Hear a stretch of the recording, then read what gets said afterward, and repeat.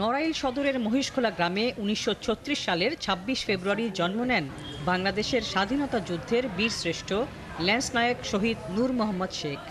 বাবা কৃষক আমানত শেখ ও মা জেন্নাতা খাতুন। দেশের জন্য তার অবদান স্মরণীয় করে রাখতে নড়াইলে বীরশ্রেষ্ঠ শহীদ ল্যান্স নায়ক নূর মোহাম্মদ শেখ গ্রন্থাগার ও স্মৃতি জাদুঘর নির্মাণ করা হয়েছে। প্রতিষ্ঠা হয়েছে বীরশ্রেষ্ঠ নূর মোহাম্মদ মাধ্যমিক বিদ্যালয় ও মহাবিদ্যালয়। বীরশ্রেষ্ঠ নামে তার গ্রামের নাম মহিষখোলা বদলে নূর মোহাম্মদ নগর নামকরণ করা হয়েছে।